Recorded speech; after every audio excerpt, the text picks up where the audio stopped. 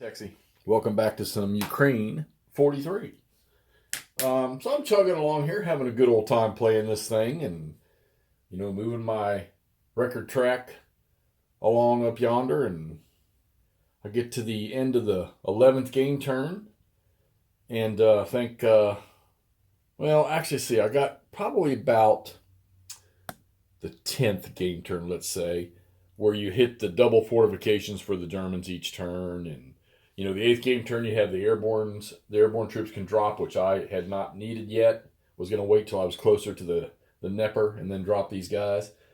So I'm playing along. I said, well, you know what? I think it's time. I got to start pulling the Germans back behind the river, back to a better defensive line. Maybe sort of start to refresh the troops a little bit, holding the crossings. And I played out turn 11 after some retreats from the Germans, and the Russians took some locations in here, which is a boatload of them, okay? Keep that in mind. And then I pulled back way up in the north, up yonder, and I don't know, they might have snatched one or two small ones. That Kiev still got that. Still got Cherkasy. Still own Kremenchug, all right? A big airborne operation in that area. However, when I pulled back my panzer units, I pulled them back behind the river back in here I wanted to try to regroup them, get them off the front line, and maybe, use my one armor point if I was lucky enough each turn to start rebuilding them, or at least get them massed together. And I thought everything was okay. The Germans were doing fine. They weren't giving up any major ground, other than up in the northwest corner up there. However, this German unit, let's zoom in here. Let's zoom in just a tiny bit here. No, we don't need to zoom in. That German unit, he was up here somewhere. They couldn't get out fast enough, but I got all the armor back. Had one of the security forces in here, but I left this road wide open, just not paying attention, and I charged down there with the armor stack. Didn't have great odds, but rolled the right number, destroyed the single-step security unit, lost a Russian unit, moved in and took it, and then I thought to myself, okay, no problem. I got three or four divisions sitting back here. We'll attack and take that back. Well, you can see how that ended.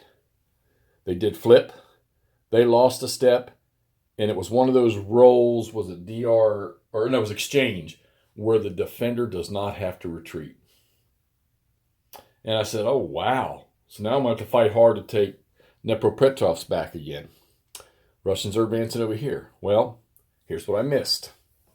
We're going to flip up there. When I got to the end of the turn, don't look at the light. Do not stare at the light. Look at those victory points. It is, actually, I got to change that. It's 20, I think it's 23. On the green bar are the victory conditions. 14 is the point, the benchmark. At the end of the term, they had 23. In the rules, those of you who play that already know this, in the special victory condition rules, it says right yonder, near the middle to bottom, the Soviet player wins automatically if he has 6 more points than the benchmark at the end of any game turn during the victory determination phase. So guess what? This is German victory. And I'm thinking to myself, we'll fall back behind the river as the Germans. Of course, the Russians will push, but they've got the numbers.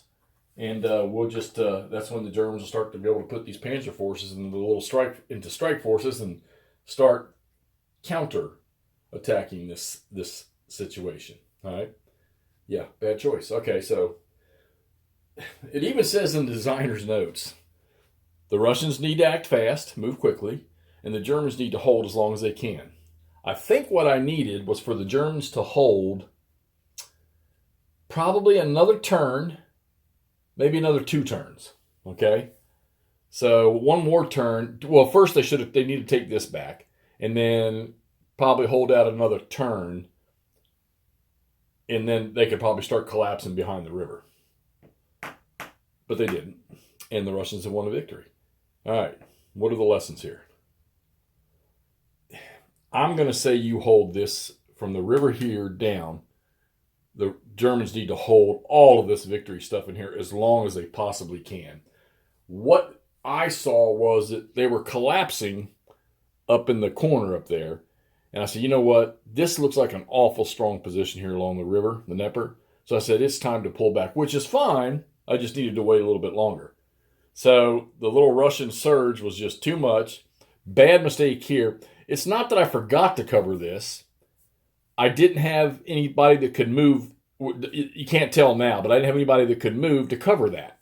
And I didn't think that a security unit sitting here in a major city behind a river was going to have any issue for a turn. Well, boo-boo, because I had a 3 stack of Russian units that could get there. Not only that, but is it the 5th? It's always the 5th Tank Guard Army. They got across the river up here easy because there was one infantry unit up here. I think he's right there. No, I think it was this guy, and he was flipped. They were able to drive across. Well, he was on this side, and they hit him and drove across, so they're across there. So eventually Kyiv is probably going to fall unless these Germans can get back in there. Doesn't matter because the Russians have already secured their automatic victory.